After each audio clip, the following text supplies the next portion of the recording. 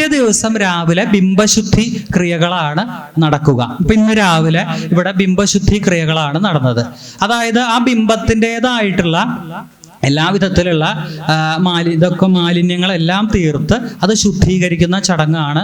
അതിൽ പുറ്റുമണ്ണ്, നാൽപ്പാമരം തുടങ്ങിയ ചതുശുദ്ധി എന്നാണ് പറയുക. ആ 4 കലശങ്ങൾ പൂജിച്ച് ആടുന്നു. പിന്നെ ധാര എന്ന അതിവിശിഷ്ടമായിട്ടുള്ള വേദമന്ത്രങ്ങളെ ചൊല്ലി ധാരധാരയായിട്ട് ആ ദേവന്റെ ശരീരത്തിലൂടെ ആ ജലം മന്ത്രപൂരിതമായിട്ട് ജപിക്കുന്നു വേദമന്ത്രങ്ങളെ കൊണ്ട്.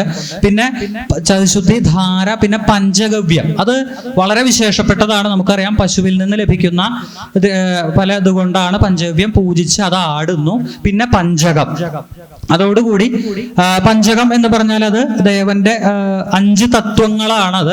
തത്വവും കൊണ്ട് ദേവനെ അഭിഷേകം ചെയ്ത് ശുദ്ധീകരിക്കുന്ന ചടങ്ങാണ് പഞ്ചകം. പിന്നീട് പുണ്യാഹവും. ഇതാണ് രാവിലത്തെ നടന്ന ചടങ്ങുകൾ. ഇതോടൊപ്പം തന്നെ സാധാരണ ഒരു അമ്പലത്തിൽ ശുദ്ധിക്രിയ ആണെങ്കിൽ ഇതിന്റെ ഒപ്പം ഒരു 25 കലശം എന്നുള്ള ചടങ്ങുകളും നടക്കും.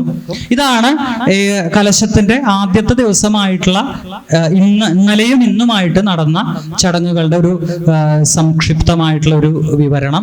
പിന്നീടാണ് ഇനിയിപ്പോ നാളെ മുതലാണ് മറ്റുള്ള ക്രിയകൾ. അതിനെക്കുറിച്ച് വളരെ എളുപ്പത്തിൽ പറഞ്ഞാൽ നമുക്ക് പെട്ടെന്ന് മനസ്സിലാവാനായിട്ട് ഇപ്പൊ നമുക്ക് തന്നെ ഇപ്പൊ പലപ്പോഴും അറിയാം, ചതുശുദ്ധി അല്ലെങ്കിൽ പഞ്ചകം എന്നൊക്കെ കേൾക്കുമ്പോൾ പല ഭക്തജനങ്ങൾ ആകെ ഇതെന്താണെന്ന് അവർക്ക് അറിയില്ല. നമ്മൾ പലതെങ്കിലും പ്രഭാഷണത്തിന് മുമ്പ് പലരും പറയാറുണ്ട്, അയ്യോ തിരുമേനി ഇത് എന്താ, ഞങ്ങൾക്ക് ഇതൊന്നും മനസ്സിലാവുന്നില്ല, എന്താണ്. അപ്പോ ഞാൻ അവരോട് വളരെ എളുപ്പത്തിൽ നിങ്ങൾക്ക് മനസ്സിലാവാവുന്ന രീതിയിൽ പറഞ്ഞാൽ, ഇപ്പോ നവീകരണ കലശത്തെ കുറിച്ച് നിങ്ങൾക്ക് മനസ്സിലാവാവുന്ന രീതിയിൽ പെട്ടെന്ന് സൂചിപ്പിച്ചാൽ ഒരു ഉപമയിലൂടെ സൂചിപ്പിക്കാനാണ് ഞാൻ ആഗ്രഹിക്കുന്നത്. അതായത് ഒരു വിളക്ക് നമ്മളെങ്ങനെയാണോ അത് കത്തുന്ന ഒരു വിളക്കില് അതിന് ആ തിരികെടാറായി അല്ലെങ്കിൽ അതിലെ നാളം വിഴാറായി അല്ലെങ്കിൽ എന്തെങ്കിലും സംഭവിച്ചു എന്ന് പറഞ്ഞാൽ നമ്മൾ എന്താ ചെയ്യുക? സാധാരണ ആ ഒരു വിളക്കിൽ നമ്മൾ എന്താ ചെയ്യുക? ഒന്നും ചെയ്യില്ലേ?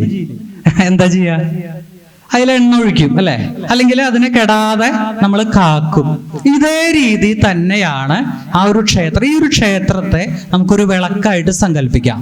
അങ്ങനെ ആയാൽ ആ നാളം അതിന് വീണ്ടും തൈലം നൽകി അല്ലെങ്കിൽ അത് തിരികെടാതെ നോക്കി അതിന് വേണ്ടതായിട്ടുള്ള കാര്യങ്ങൾ നൽകുന്ന ഒരു ചടങ്ങാണ് നവീകരണ കലശം എന്ന് നമുക്ക് ഏകദേശം നമുക്ക് മുഴുവൻ അങ്ങനെ അല്ലെങ്കിൽ പോലും നിങ്ങൾക്ക് മനസ്സിലാവാവുന്ന ഒരു രീതിയിൽ പെട്ടെന്ന് നമ്മുടെ മനസ്സിൽ നിൽക്കാനുള്ള ഒരു രീതിയിൽ പറഞ്ഞാൽ അതാണ്. അപ്പൊ അതിന് മഷി തട്ടണം, അല്ലെങ്കിൽ ഈ നേരത്തെ പറഞ്ഞ പോലെ എണ്ണ കൊടുക്കണം, ആ തിരി ഒന്ന് നീട്ടണം, അങ്ങനെയുള്ള കാര്യങ്ങൾ ചെയ്യുന്നത് പോലെയാണ് നവീകരണ കലശത്തിന്റെ ഒരു ചടങ്ങുകൾ.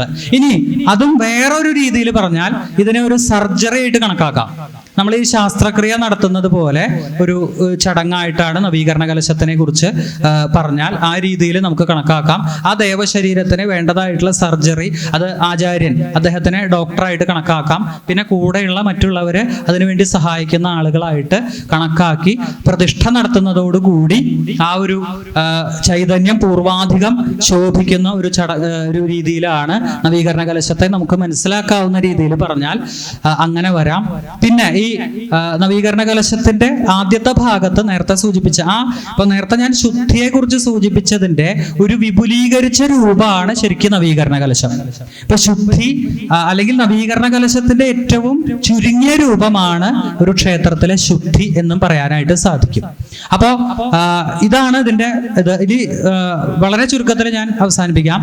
കാരണം ഇനിയും ബഹുമാന്യനായിട്ടുള്ള ശ്രീ സൂരജ് അഗ്നിശർമ്മ നമ്പൂതിരി സംസാരിക്കാനുണ്ട്. അപ്പോ ഈ നവീകരണ കലശത്തിന്റെ ആദ്യത്തെ ദിവസങ്ങളിൽ പ്രായശ്ചിത്തമായിട്ടുള്ള ഹോമങ്ങളായിട്ടുള്ള വിഷയങ്ങളാണ് നടക്കുന്നത്. അതായത് ആ ദേവശരീരത്തിൽ അല്ലെങ്കിൽ ആ ക്ഷേത്രത്തിൽ വന്ന മാലിന്യങ്ങളൊക്കെ മാറ്റുന്ന ചടങ്ങാണ്. അതൊക്കെ മാറ്റി നടത്തുന്ന ചടങ്ങുകളാണ് ആദ്യത്തെ ദിവസങ്ങളിൽ നടക്കുന്ന ഹോമം. ഇപ്പോ ഇന്നാണെങ്കിൽ അവിടെ ശിവന് പ്രോക്ത ഹോമം, ഇവിടെ ഭദ്രകാളിക്കും പ്രോക്ത ഹോമം ഉണ്ടായി.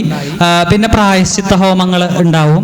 ഇതെല്ലാം അതുപോലെ ശ്വശാന്തി ഹോമം, ചോരശാന്തി ഹോമം, പിന്നെ അദ്ഭുതശാന്തി ഹോമം, ഇത്തരത്തിലുള്ള ഹോമങ്ങളൊക്കെ ചെയ്ത്, അതായത് അതും നമുക്ക് വളരെ എളുപ്പത്തിൽ മനസ്സിലാക്കാനായിട്ട് നമ്മുടെ വീടായിട്ട് കമ്പയർ ചെയ്താൽ നമ്മൾ എന്ത് ചെയ്യും? വീട് ഒന്ന് ഭംഗിയാക്കണമെങ്കിൽ ആദ്യം അതിലത്തെ മാലിന്യങ്ങൾ കാര്യങ്ങളൊക്കെ ഒന്ന് പുറത്തേക്ക് ആക്കിയിട്ടല്ലേ നമ്മൾ പുതിയതായിട്ട് എന്തെങ്കിലും ചെയ്യാണ്ടെങ്കിൽ, അതുപോലെ തന്നെ ഈ നിലവിലുള്ള ആ മാലിന്യങ്ങളും അതെല്ലാം മാറ്റി അത് ഇത്തരത്തിലുള്ള ഹോമങ്ങളിൽ പ്രായശ്ചിത്തമായിട്ടുള്ള ഈ പറഞ്ഞ ഹോമങ്ങളിലൂടെ ചെയ്തിട്ട് അതെല്ലാം മാറ്റിയിട്ട് പിന്നീട് ഒരു അനുജ്ഞാകലശം എന്നുള്ള ഒരു ചടങ്ങുണ്ട്. അത് ആ വാക്ക് തന്നെ സൂചിപ്പിച്ച അനുജ്ഞ, ദേവന്റെ കയ്യിൽ നിന്ന് അനുമതി വാങ്ങുന്ന ചടങ്ങാണ്. ആ അനുജ്ഞാകലശം ആടുന്നതോടുകൂടിയാണ് ആ ഒരു കലശത്തിന്റെ ആദ്യഘട്ടം പൂർത്തിയാവുക. അതിൽ വളരെ പ്രധാനപ്പെട്ട തത്വകലശമുണ്ട്, തത്വഹോമുണ്ട്. അത് വളരെ പ്രധാനപ്പെട്ടതാണ്. ഈ മണ്ഡപത്തിൽ നടത്തുന്ന ചടങ്ങാണ് തത്വകലശവും തത്വഹോമവും. അതായത് അത് വളരെ വിശദീകരിക്കേണ്ടതാണ്, പക്ഷേ സമയപരിമിതി ഉള്ളത് കൊണ്ട് ഞാൻ ചുരുക്കി പറയാം. നേരത്തെ ആ ഒരു പഞ്ചകത്തിനെ കുറിച്ച് സൂചിപ്പിച്ചു. അപ്പൊ ഈ തത്വങ്ങളെ കൊണ്ടും കലകളും കൊണ്ടാണ് ആ ദേവശരീരം നിർമ്മിതമായിരിക്കുന്ന ആ ഒരു തത്വത്തെ ഒന്നും കൂടി പൂർവാധികം ശക്തിയാക്കുന്ന ഒരു ചടങ്ങാണ് ആ ഒരു തത്വകലശം. അപ്പൊ ആ തത്വകലശം ആടുന്നതോടുകൂടി അതിനുശേഷം ബ്രഹ്മകലശം, നേരത്തെ പറഞ്ഞ പോലെ അനുജ്ഞാകലശങ്ങൾ ആടി ആ ദേവനോട് അനുമതി ചോദിക്കുന്ന ഒരു ചടങ്ങുണ്ട്. അനുജ്ഞാകലശം അന്ന് വൈകിട്ട് അനുജ്ഞാബലി എന്നുള്ള ചടങ്ങ്.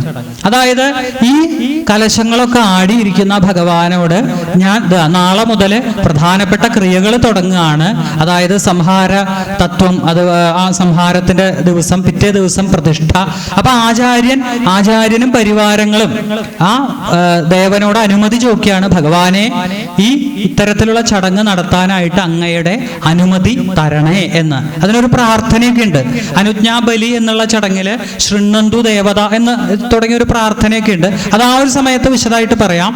അപ്പോ അങ്ങനെ പ്രാർത്ഥിച്ചിട്ട്, അപ്പൊ അതിൽ ഏറ്റവും പ്രധാനപ്പെട്ട കാര്യം ഈ ദേവൻ മാത്രല്ല, ദേവന് ചുറ്റുമുള്ള പരിവാരങ്ങളോടും കൂടിയുള്ള ഒരു പ്രാർത്ഥനയാണ്. അതാണ് ഇതിൻ്റെയൊക്കെ ഒരു വളരെ വൈപുല്യം. നേരത്തെ പറഞ്ഞ പോലെ ആ ഒരു വൈപുല്യവും വൈശിഷ്ട്യവും ഒക്കെ, അല്ലെങ്കിൽ വൈവിധ്യവും ഒക്കെ ഈ ഒരു ക്ഷേത്രാചാരം അല്ലെങ്കിൽ ഈ ഒരു സംസ്കൃതി, അതിനെക്കുറിച്ച് ചിന്തിക്കുമ്പോൾ നമുക്ക് അത്ഭുതവും ആദരവും തോന്നാറുണ്ട്.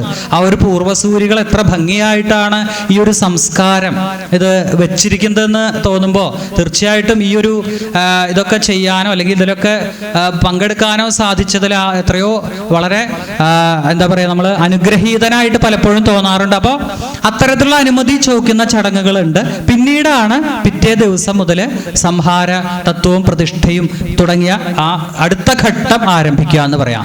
ഇതൊരു ഘട്ടമാണ്. അങ്ങനെ ഒരു ശരിക്കും പറഞ്ഞാൽ ഒരു 3 ഘട്ടത്തോടു കൂടിയാണ് ഒരു നവീകരണ കലശത്തിന്റെ ഒരു പൂർണ്ണതയിലേക്ക് എത്തുന്നത്. അപ്പോൾ ഈ രീതിയിലാണ് ഇതിനെക്കുറിച്ച് ചുരുക്കി പറഞ്ഞാൽ ഇങ്ങനെയാണ് വരിക.